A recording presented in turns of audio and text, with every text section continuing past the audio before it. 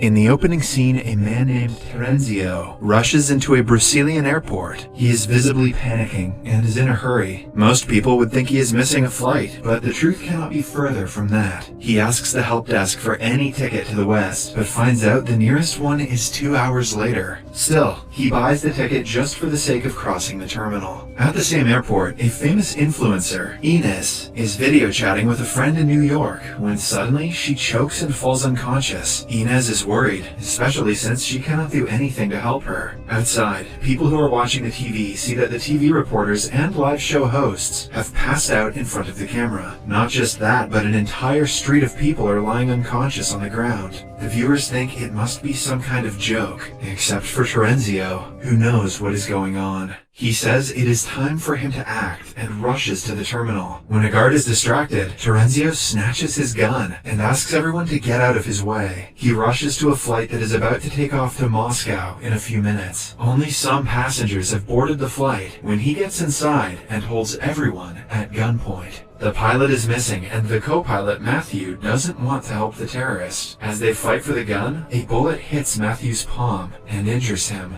Outside, the passengers panic, and the flight attendant Gabrielle tries to keep them calm. Terenzio comes out of the cockpit, asking if there is a pilot on board. A woman named Sylvie gets up, although she is only a retired helicopter pilot. Under Terenzio's order, she and Matthew take off with all other passengers. The avionics are broken because of the bullet, and as a result, no one from the plane can contact anyone outside. When the plane is airborne, Sylvie and Matthew try their best to reason with Terenzio, but the man remains adamant. He says that he is an officer assigned to NATO and knows something that they don't. Upon being urged, he reveals that the rays of the sun have become deadly. Starting the next day, the sunrise is going to kill everyone, even those who stay indoors. This has already started in eastern countries like Japan and Korea, and the plane will be the next target if the sunrise catches up with them. Matthew and Sylvie do not believe him, and theorize that he is mentally ill. Terenzio also acknowledges that he might seem like an idiot, but claims that he is not.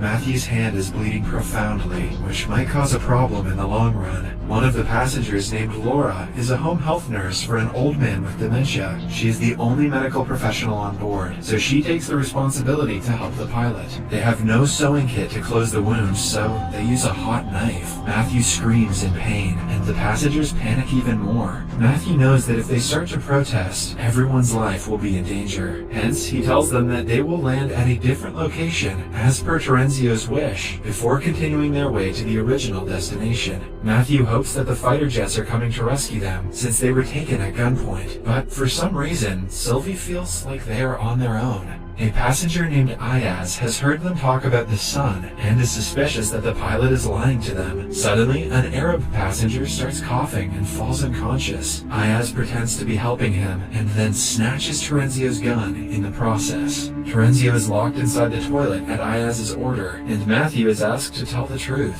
The pilot discloses they are landing in Iceland because Terenzio wanted to go somewhere west. There, the police will arrest the terrorist, and the others will be let free. He also tells them about the sun and how Terenzio thinks it will kill people. This sends the passengers into a frenzy. They start recalling strange things that happened before they boarded the flight and are worried about their families. Matthew calms everyone and takes the responsibility to save them all as the captain. A while later, he tries to land in an airport in Iceland, but gets no signal from traffic control. When they can see the ground close up, they notice several airplanes have crashed into each other, and people are running around. They finally register that Terenzio was telling the truth, but since the runway is blocked, they cannot land. The plane only has enough fuel to fly a bit west to Scotland. Hence, the captain decides to do so and hope for the best. He brings Terenzio out of the toilet, so the man can tell everyone what is going on. He discloses that he found out about the sun by eavesdropping on his senior's conversation. He doesn't know why it is happening, or if it will stop anytime soon. All he knows is that if they want to survive, they will have to fly away from the sunrise. Meanwhile, the Arab man who passed out earlier is still on the floor.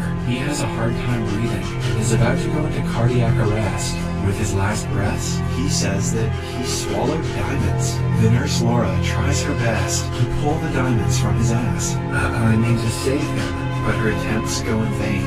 At the same time, they go through an emergency landing in Scotland, where Matthew stops the plane seconds away from hitting a wall. They go outside and their phones start chiming with notifications from their loved ones. The internet is filled with news about deadly sunlight. Half of the world has died, and the other half is waiting for their death. The airport is empty because everyone who had the chance to run away has fled, and the others are hiding in dark places, hoping that it will protect them. However, the news suggests that people are dying even inside bunkers. Suddenly, they are approached by 3 RAF servicemen asking for help. They only have 45 minutes before sunrise, so they decide to collect important supplies and fly west. One of the passengers is an aircraft engineer, Jacob. He wants to go back to his pregnant wife to save her, but for the overall safety of the passengers, he is asked to step back. After collecting supplies and filling the airplane's tank, they take off one more time. One of the servicemen is a pilot and suggests they fly away from the equator to avoid the sun catching up to them faster. Their next stop is Canada, where they will fuel up the airplane again and fix the radio. A while later, the internet is fixed, and their phones all begin to chime. They receive the last messages from their loved ones, who have already died in Brussels. Then, a man finds an article saying that the cause of the disaster is the sun's polarity. Another passenger named Horst is a climate specialist and knows what a sun's polarity means. He explains that every 11 years the sun's magnetic field reverses, but no one knows why. It has no significant effect on the world, so not much research has been done. However, over the past few decades, the intensity of the reversal was growing weaker. Because of this, Horst thinks the reversal has become much more powerful in the other direction.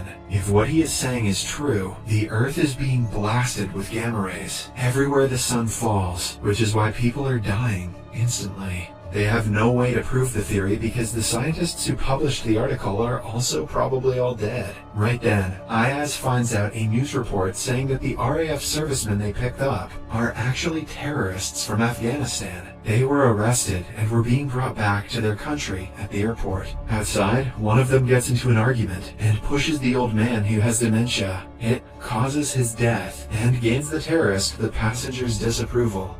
Being a terrorist is cool, but pushing old people? Dude.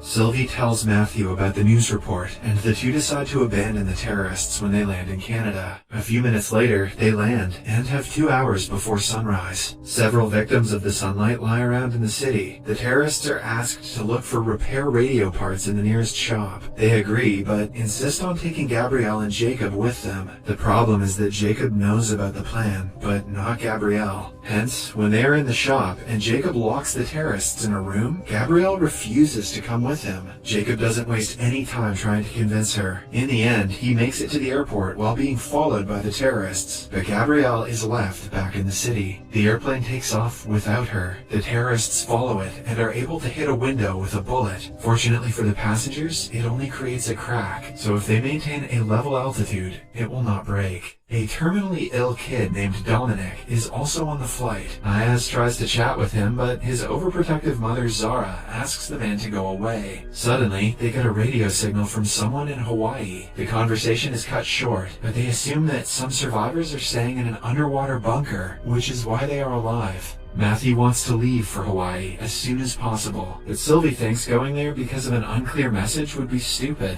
Meanwhile, Terenzio is furious that the captain gets to make all the decisions. He protests, and everyone comes to an agreement that they will vote to make a decision from now on. Just when things start to calm down, several alarms ring at the same time, indicating an aircraft malfunction. Upon analyzing the problems, Matthew learns that one of the terrorists who was following the plane earlier has somehow attached himself to the landing gear. If he remains there, they will not be able to land. Hence, Matthew decides to fly as high as possible, so the temperature and lack of oxygen will take him down. However, he fails to consider the cracked window. Because of the pressure difference, it breaks, causing chaos inside the plane. Things fly into the sky as the passengers brace themselves for impact. Matthew quickly brings the plane to a lower altitude, and Jacob uses a wooden board to close the window for some time. Everyone calms down, but Dominic has trouble breathing because his respiratory tube flew away. Ayaz thinks of a plan and uses the oxygen pipe to make a respiratory tube.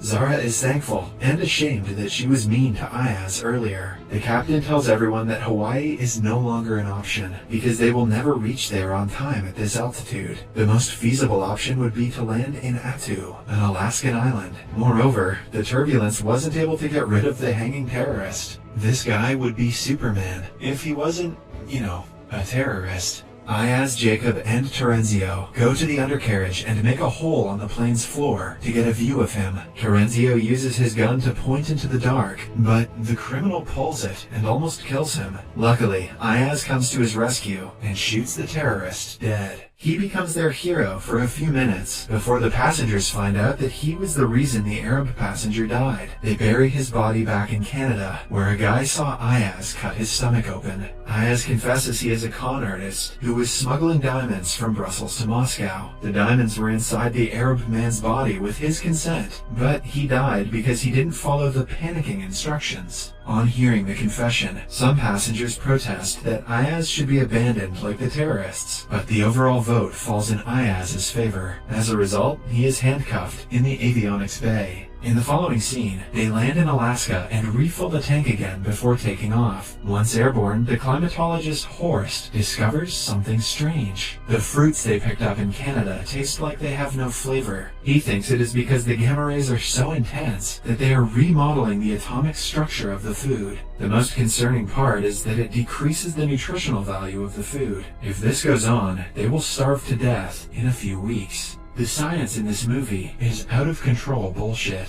Matthew acknowledges the danger, but claims that their primary concern should be running away from the sun. He has started to lose control of himself in the past few hours. Sylvie asks him to take a rest, but he yells at her, which is unlike his normal self. The passengers decide to force him to rest and bring him outside the cockpit. Although annoyed, Matthew promises to sleep for the next few hours. A while later, they pick another signal on the radio and hear two parties talking, but the group only hears them say Stara 17. They soon figure out that the person talking on the phone is a cosmonaut in space. They are shocked that someone like that is alive, but this also means he is talking to the control room, which is on the Earth. With renewed hope for survival, they decide to go to NATO headquarters in Brussels, where it all began. At this rate, they will have 4 hours after they land in Brussels until the sun comes out. Hence, they might find some information about the secret bunker in the headquarters with Terenzio's help. Outside, Laura finds Matthew unconscious in the toilet. It turns out that the injury on his palm has been infected and caused blood poisoning. This is why he had been acting the way he did earlier. To solve the problem, they have to amputate the infected tissue.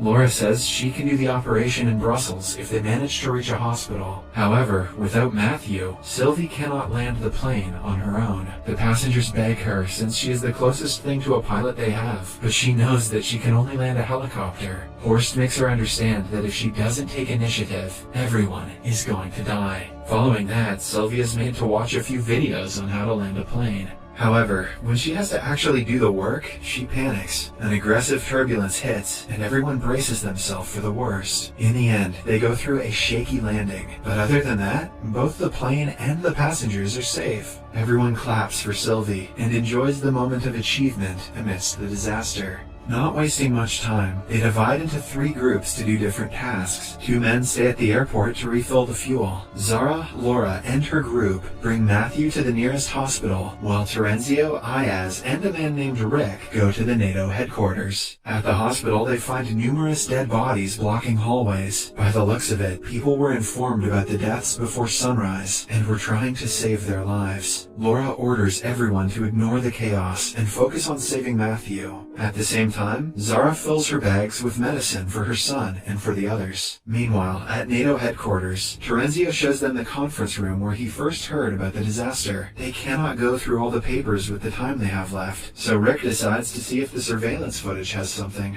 While he is away, Terenzio makes fun of Ayaz's Turkish descent, and the two get into a fight, nothing like racism at the end of the world. He accidentally hits Ayaz, causing him to fall unconscious and bleed heavily. Somewhere else, Rick finds a recording of the officials talking about a bunker under a dam in Bulgaria. The place's name is Stara 17, the same thing they heard on the radio a few hours ago. Before he can go back to the guys, Terenzio comes to him and tells him that Ayaz has already left. Rick sees Ayaz's body lying in a pool of blood on the screen, but is too scared to speak. Half an hour before the sunrise, everyone boards the plane. Matthew is not in his best state, but feels better after the surgery. Terenzio tells everyone that Ayaz drove away before them, but they can no longer wait for him to return. With heavy hearts, they start the engines, when suddenly, a car stops in front of the plane, and Ayaz comes out. In the following scene, Terenzio is being handcuffed in the avionics bay. Sylvie tells everyone that if the Bulgaria plan doesn't work, they won't have enough fuel or time to reach another destination. When they touch down, everyone must be ready, because they will only have 20 minutes to drive to the location of the bunker. Ayaz is in the toilet when suddenly, he gets a seizure. It lasts only for a few seconds, and he thinks it is because he has lost too much blood. However, he refrains from telling the others. When he comes outside, he is asked what he wants to do with Terenzio. Not wanting to sentence him to death, he allows the guy to come with them to the bunker. A while later, they land at a Bulgarian airport and separate into two groups riding two different vehicles. Sylvie drives the first car and leads the way, while Ayaz drives the second one. On the way, he gets a seizure again, causing them to crash. The first car has already driven far away, and the group has no way to keep up in the short time. At an intersection, Sylvie takes the right turn and reaches a half-open gate. A passenger tries touching it and is sent flying because of the electricity. Moreover, it turns out that they have to continue pressing a button for the gate to stay open. To redeem himself, Terenzio offers to wait for the others, while Sylvie and the group go inside. Before leaving, Sylvie handcuffs him to the stand so he won't betray them. It also confirms that he will only be free when the other group arrives. However, Ayaz and the group take a left turn at the intersection and reach a similar gate from the other side of the dam. They use their clothes to climb up and beyond the entrance. In the end, they all reach the entrance to the bunker, even though they took different exits. The passengers are finally received by military men, who welcome them inside and affirm that they are safe here. Terenzio is left alone, asking God for forgiveness. As the sun rises, he stands facing it and asks it to do its best. In the end, he is all